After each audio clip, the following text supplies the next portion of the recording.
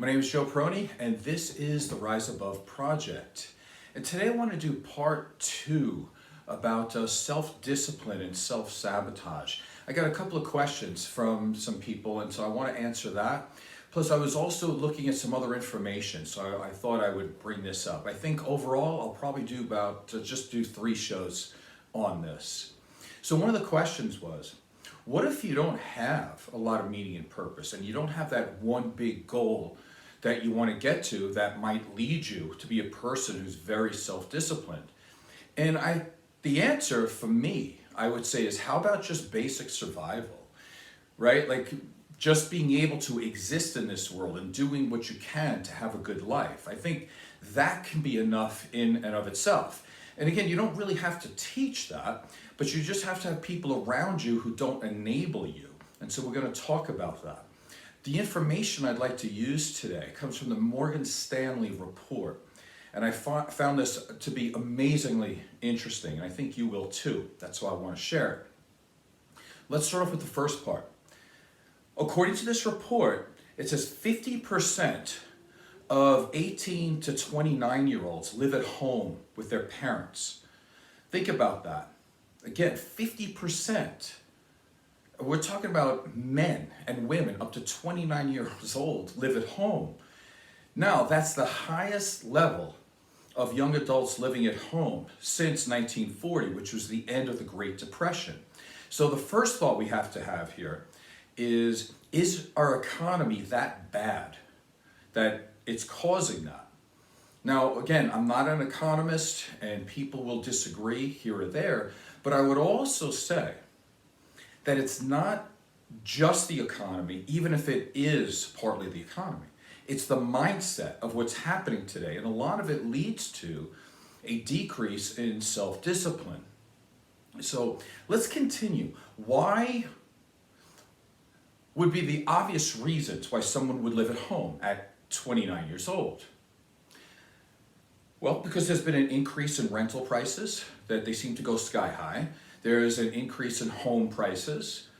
And according to the Morgan Stanley report, people are living at home because they're delaying marriage.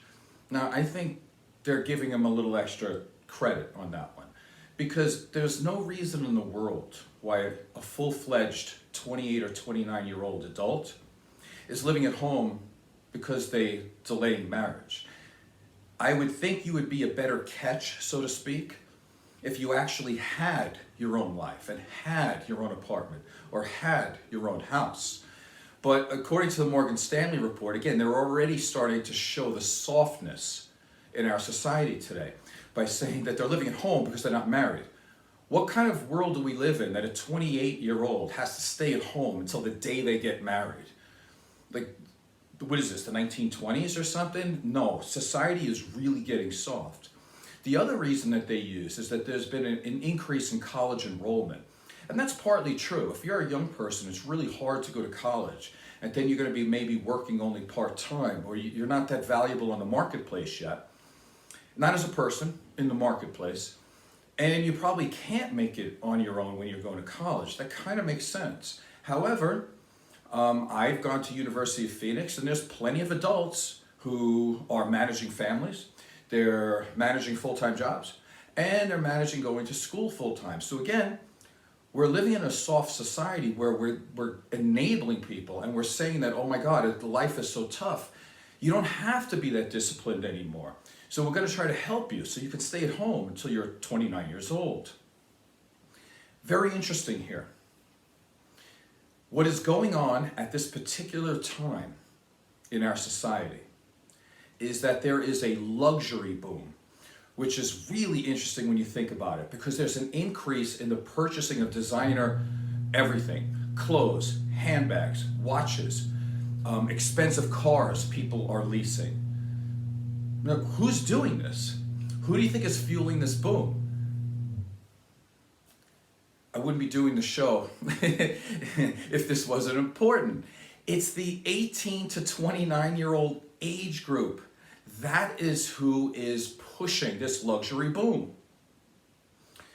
So what does that say? I'm going to say right off the top, they're being enabled and there's no self-discipline. Because let's go back to the beginning. If you're living at home and you're in your late 20s, almost 30 years old, and you're saving on your rental or just basic home expenses, but here's the thing, you're also saving on food. Like, that's part of the Morgan Stanley report. It says that they're saving money on food. If you're in your 20s and you're living at home and you're saving money, supposedly, why is it that you can't put money in towards a food bill? Why at that late stage age in your life are your parents still paying for your food bill? But let's say they are, because according to the report, that's what's happening these days. Okay, fair enough. So they're saving money on food, living expenses, all these things. So what's happening with this? The savings that they have, that they're still living at home with their parents, screwing their parents over because all of that extra money, it's going into buying designer clothes and watches and leasing a car. They probably have a more expensive car than their parents do. So what happens when you have these adults not adulting and they're supposedly home because they're saving money? Well, are they? Because they're still not saving any money, because they're spending it all on luxury items.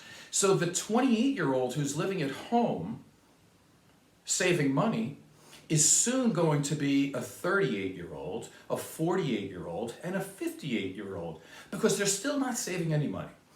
Do I talk to people like this in therapy? Yes, I do. And you know what their goal is?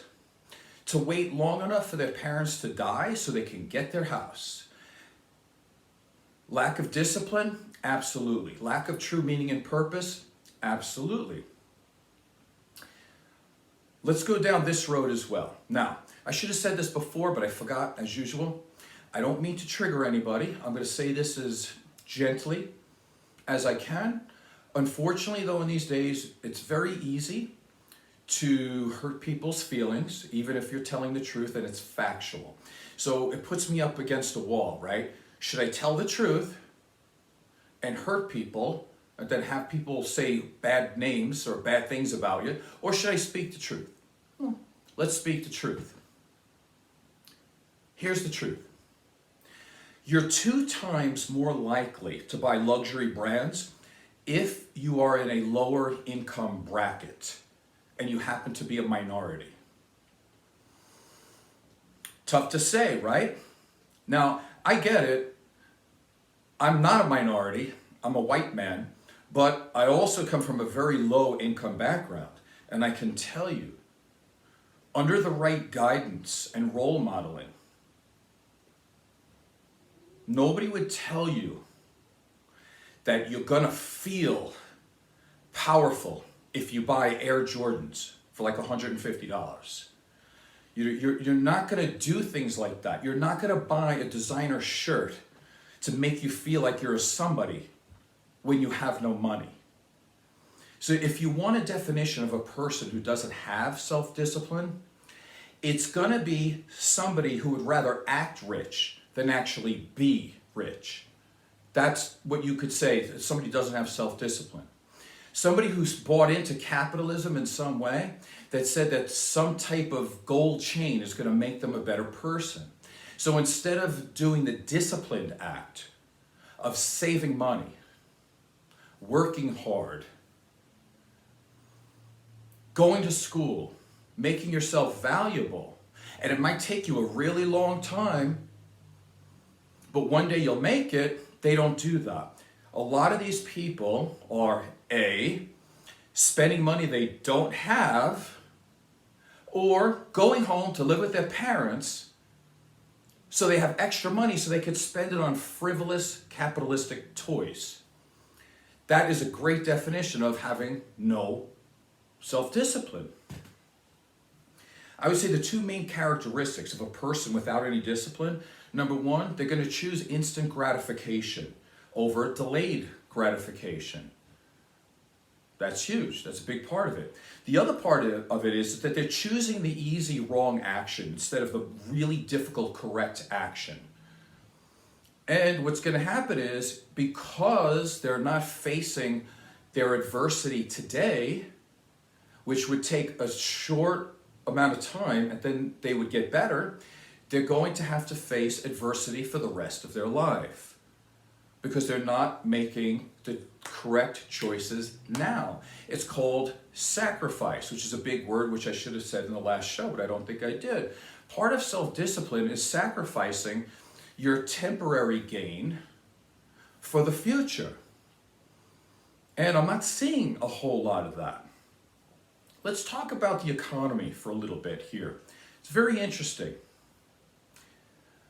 So the most obvious thing of people living at home is that they're saving money. Okay, we understand that. And we know that the economy has changed and things have gotten more expensive. We understand that. But let's take a look at some numbers. Now, I live in Las Vegas, so I don't live everywhere. So let's just go with some Las Vegas numbers. I moved here in 1990. So let's go with that. In 1990, the minimum wage was about $4 an hour. I'm rounding, okay? It's actually lower, but let's say it was $4 an hour. Back then, a one-bedroom apartment in Las Vegas would cost you $500. Now, 2022, the minimum wage is about $10 an hour, and the average one-bedroom apartment in Las Vegas costs about $1,300 a month. That's outrageously high, right? Like, that's why we have some of these difficulties. However, if these people are living at home to save money so they can afford something, they're not. So that's the first part. So let's not say that these people are living at home so they can get a down payment for a house. They're not. They're buying watches. But let me take you to the next step. If we look at it in terms of percentages, the minimum wage has gone up in Las Vegas 250% since 1990. The rent for a one-bedroom apartment in Las Vegas has gone up 260%. Yes, 260 is more than 250. Got it. But it's only 10%. Really, let's think about this. So in 1990, it would take you about 125 hours to meet that rent, and in the year 2022, it's 130.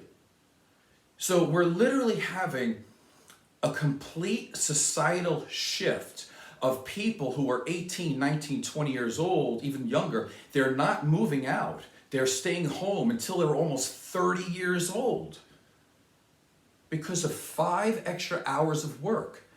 Is it the economy? No. It's the mindset. It's the fact that their parents are enabling them to death and they're sitting at home with no meaning and purpose, and they don't have this thought of, I need to do something to survive. So in the next show, I want to talk about some of the things that I had to go through in order to get in a position where I am. And you'll see it takes a lot of sacrifice, and to work 5 extra hours is nothing, especially when you're younger.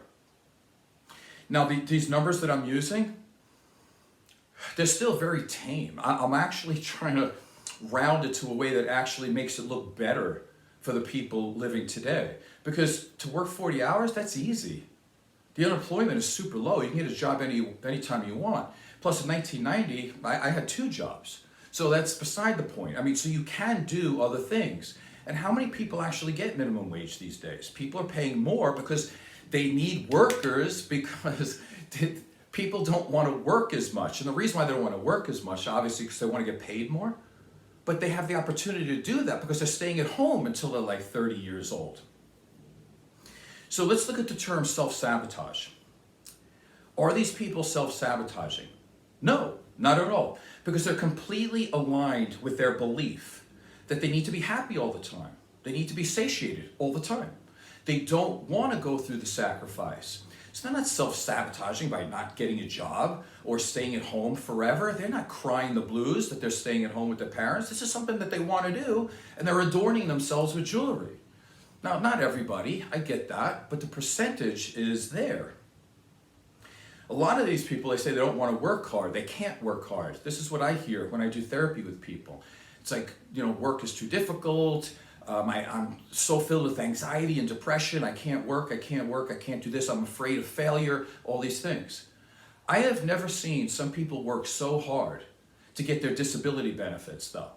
Because 65% of the time when you apply for disability benefits, you don't get it. That's the way it is. Almost everybody fails the first time. But they try, and they try again, and they try again, and they'll try for years. But when it comes to like a regular job or going to school, they're like, oh my God, I have to repeatedly do something to get better. They don't do that. But man, they'll break their back to get their disability benefits, which is really interesting. So it depends, right, on what they want to work hard for. And they are disciplined. They're incredibly disciplined to get their disability checks. And they're incredibly disciplined to try to figure out, if I get this job, I'm not going to get paid as much, and I know I'm going to get fired one day, so I don't want to lose my disability because I don't want to hold a job. So there's a lot of other things going on here besides the economy. We live in a very soft society. It gets back to the beginning.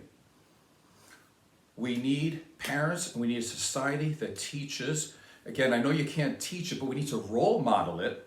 And although I don't think you can teach self-discipline, I do think you could shoot holes in self-discipline by enabling these people to death.